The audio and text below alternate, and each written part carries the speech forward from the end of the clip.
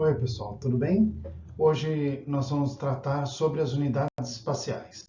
Então, vocês lembram que no último vídeo a gente falou um pouquinho sobre a distribuição indígena. Que o que é? É aquilo que a gente conhecia da espécie, da distribuição da espécie, antes de ter um impacto antrópico. Então, no mesmo exemplo que a gente mostrou da última vez, essa daqui é a distribuição original da chita, onde a gente tem o verde mais claro. Deixa eu colocar aqui o ponteiro, aqui, onde a gente tem o verde mais claro, onde a espécie ocorria antes de 1900. E aqui o verde mais escuro, onde a espécie ocorre atualmente. Então, nesse caso, a gente consegue estabelecer como distribuição indígena toda a distribuição da espécie antes desse impacto. Então, a gente tem que ter uma data limite. Essa data limite, para esse caso, foi utilizada de 1750. Depois disso, foi quando a alteração antrópica começou a afetar muito a espécie, então é por isso que a gente estabelece ela como data limite. Então, o que a gente vai ver? Depois que estabeleceu essa data limite, a gente consegue separar nas unidades espaciais. Nesse caso da chita, a unidade espacial é separada por subespécie. Então, cada cor dessa que está aqui no mapa é a distribuição indígena e a distribuição atual. Então, assim, a gente tem toda a distribuição da espécie, com a distribuição indígena e a distribuição atual. E, por fim, atualmente ela está em todas essas unidades espaciais. E, por fim, a gente acaba dando pontuações, dando peso de acordo com onde a espécie ocorre. Então, para cada unidade espacial, a gente tem um peso específico, que são os pesquisadores quem decidem. A parte do peso é uma parte muito importante, onde a gente tem que saber que ela é baseada também na Red List, na lista vermelha. Então, aquelas espécies que estão extintas na natureza, são criticamente ameaçadas, possivelmente extintas, e criticamente ameaçadas, possivelmente extintas na natureza, elas sempre vão ter um estado de ausente, o peso dela vai ser zero. Aquelas espécies que ocorrem dentro da unidade espacial e são criticamente ameaçada, em perigo, vulnerável ou quase ameaçada com declínio populacional, elas são presentes. Aquelas que são quase ameaçadas sem o declínio populacional, então ela ocorre e tem baixo risco, ou uma LC, que ela é uma LC mais sensível, ela pode estar caracterizada como ausente, presente ou viável, com peso 6. E por último, aquelas LCs que todo mundo conhece, que são as de menor preocupação, que não tem risco imediato aparente, né, que tem algum grau de urgência, elas podem ser classificadas como espécies funcionais dentro daquela unidade espacial. Então, quando a gente faz isso, a gente consegue fazer a separação da espécie unidade espacial por unidade espacial, até a gente conseguir saber o máximo que ela tem de qualidade onde ela está. Então, nesse caso, a gente faz aquele cálculo que a gente já mostrou da última vez, né? Então, estabelecendo cada unidade espacial, a gente coloca um peso para cada uma delas e a gente faz uma continha. Eu vou falar um pouquinho mais sobre isso daqui a pouquinho, para ficar mais fácil para vocês. Mas, por exemplo, aqui a gente tem a espécie em 5 unidades espaciais, sendo que todas elas a espécie só está presente, mas o máximo possível de momento bom para ela seria se ela fosse funcional. Então, fazendo esse cálculo, a gente tem 33% do green status da espécie. Então, isso, depois que a gente tem essa porcentagem, esse score, a gente consegue classificar em qual é o grau de ameaça que a espécie está ao longo de toda a sua distribuição. Então, a gente consegue ver que antes ela poderia ocorrer em toda essa parte. Atualmente, ela ocorre em uma pequena área da distribuição indígena, e isso demonstra, naqueles 33%, isso demonstra que a espécie está em grande parte esgotada. Isso daqui mostra que ela está bem alterada, né? Então, como que a gente vai fazer nesse workshop e daqui para frente, como que a gente vai tratar sobre as espécies do Cerrado e do Pantanal? Eu vou trazer alguns exemplos para vocês para ficar mais claro. Isso aqui é só um exemplo, pode mudar bastante durante o workshop, não se preocupem com isso. Mas para ficar mais fácil, o que acontece? Aqui eu estou pegando o mapa da América do Sul, onde a gente tem o litoral do Brasil. Esse daqui é um mapinha de 1750.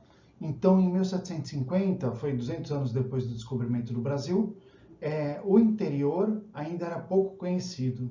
E aqui na região do Chaco também era pouco conhecido. A gente já tinha algum grau de mapeamento, mas a gente tinha mais desbravadores, a gente tinha mais um pessoal que ia mais abrir o mapa, abrir o caminho. Ainda não tinha uma ocupação humana que não seja dos povos originários, né? Claro.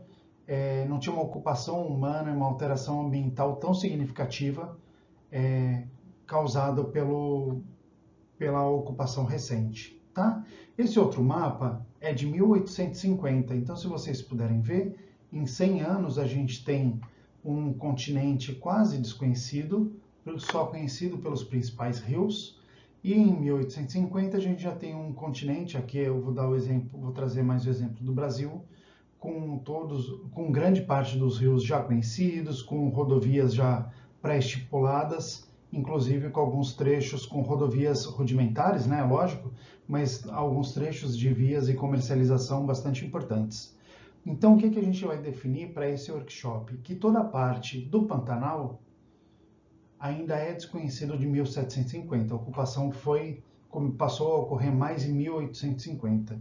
Então, toda a parte do Cerrado a gente estabeleceu como a nossa data limite, como nosso benchmark, 1750, porque a ocupação se tornou mais intensa depois de 1800, e para o Pantanal a ocupação passou a ser mais intensa depois de 1850, a gente coloca 1900 como a nossa benchmark, tá bom? Então vamos ver como que a gente vai fazer para funcionar agora baseado nesse nosso benchmark. Lembrando, o benchmark, a data limite, ela mostra quando que a ocupação começou a utilizar tanto aquele bioma, que no caso a gente está trabalhando com o bioma, né? Começou a alterar tanto o bioma que pode ter afetado as espécies. Eu vou dar um exemplo aqui do Adenomyracotuba. Então, como que a gente vai trabalhar? Primeiro de tudo, a gente pegou todos os pontos de distribuição da espécie que são conhecidas atualmente. A gente pode testar vários tipos de divisão para poder saber como a gente vai separar a unidade espacial da espécie. Só mostrando que isso daqui é um exemplo, tá bom? Então, para a unidade espacial da Adenomyracotuba, a gente poderia separar, por exemplo, pelos estados políticos, divisão política, os estados brasileiros. Só que essa distribuição ela é muito grande e ela acaba não refletindo corretamente como que foi a ocupação e qual que é o interesse antrópico pela área.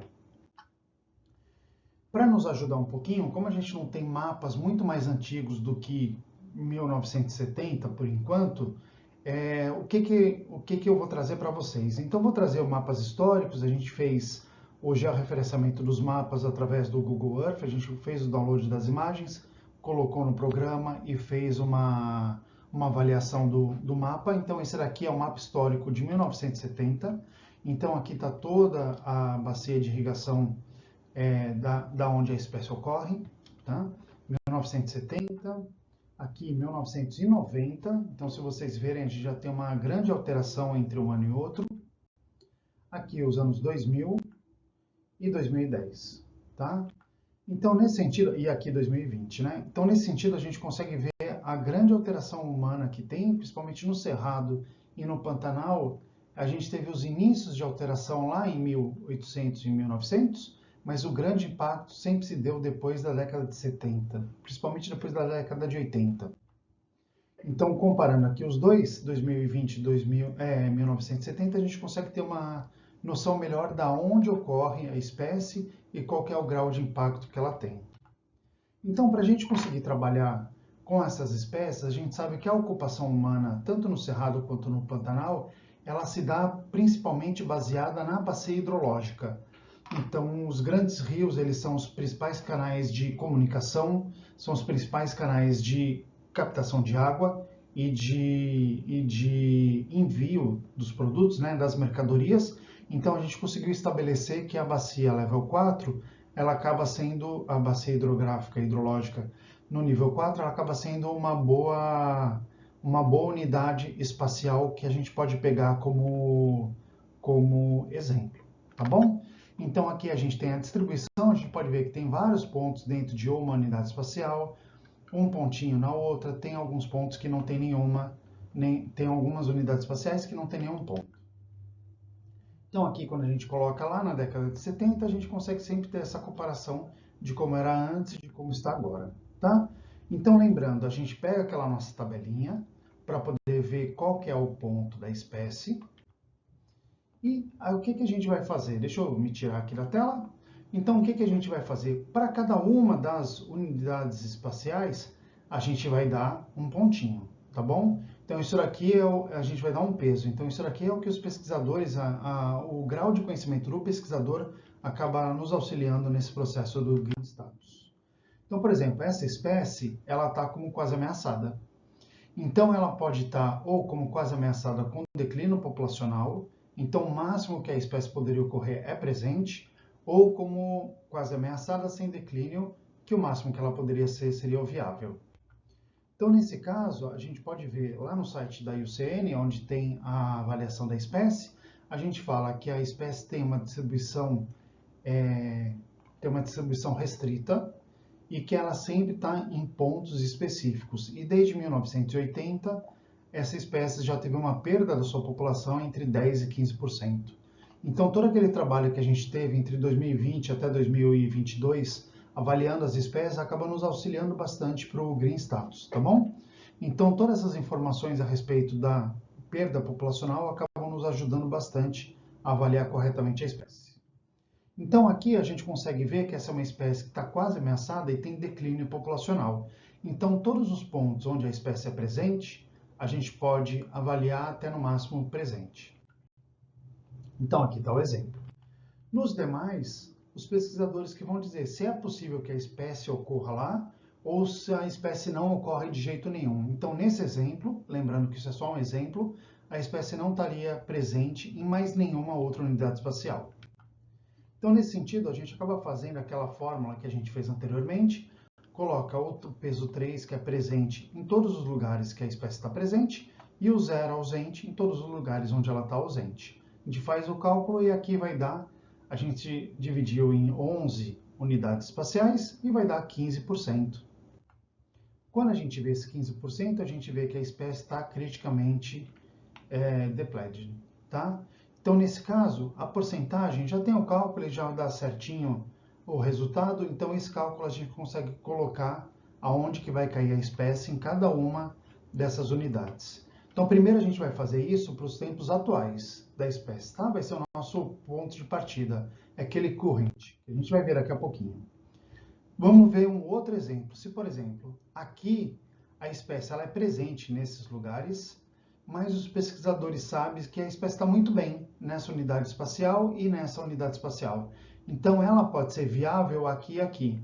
Quando a gente faz o novo cálculo, a gente acaba colocando os pesos 3, peso 0 e peso 6, porque ela é viável, nos pontos que são viáveis, e acaba dando 21%. Nesse caso, ela está largamente depleted. Então, nesse caso, a gente consegue ver que a espécie pode estar ou criticamente ou largamente deplecionada, né? Tá em declínio, tá bom? Então, a opinião de cada um dos pesquisadores acaba sendo importante, porque a gente usa os dados que a gente já tem sobre a perda de hábitat, sobre a perda da população e a realidade de cada uma das unidades espaciais, e a gente consegue avaliar mais adequadamente o que está acontecendo em cada uma dessas unidades espaciais. Então, nesse sentido, logo depois, a gente vai fazer o quê? A gente vai avaliar o impacto e incentivar as ações de conservação. Então, tendo como base como que a espécie está atualmente, nesse caso é essa bolinha verdinha aqui, a gente sabe como ela era no passado, estipulando que antes a espécie poderia ocorrer em toda aquele suíte de habitat, né? Em todo o habitat disponível, o habitat adequado para ela, e a partir que a gente tem o impacto antrópico, a gente vai perdendo subpopulações dentro das unidades espaciais. Então a gente estabelece que no passado essa espécie do Cerrado, em 1750, ela tinha 100%, ela estava bem. Em 2024 agora, ela acaba estando mal. Então a gente avalia se tem ações de conservação e se não tem ações de conservação. Nesse ponto a gente consegue ver se a espécie tem um ganho maior ou um ganho pior, caso tenha ou não tenha ações de conservação. Nesse caso, a gente chama de legacy, é o legado da conservação. Então, se do passado até os tempos atuais teve algum esforço de conservação, a gente tem esse legado, a espécie consegue estar um pouco melhor do que ela estaria sem ação de conservação nenhuma. Depois a gente pensa se a gente remover todas as ações atuais de conservação, como que ela estaria. Então aqui a gente mostra se a espécie é dependente de conservação, ela estaria muito pior, ou se ela tem um ganho baseado nas ações de conservação que são atuais. E por fim, a gente faz essa projeção, essa última foi a projeção daqui a 10 anos, e depois a gente faz essa projeção daqui a 100 anos, para saber como que a espécie vai estar com a ação de conservação. Tá? Então assim a gente consegue avaliar melhor o impacto da conservação atual, do passado até a atual, daqui a 10 anos e daqui a 100 anos. Então é isso, pessoal. Eu queria agradecer a todos vocês. Eu espero que tenha ficado um pouco mais claro o que é a unidade espacial. E daí na terça-feira a gente já conversa, tá bom? Se tiverem alguma dúvida, por favor, me escrevam para a gente poder discutir um pouquinho melhor sobre isso. Um abraço, até mais. Boa noite.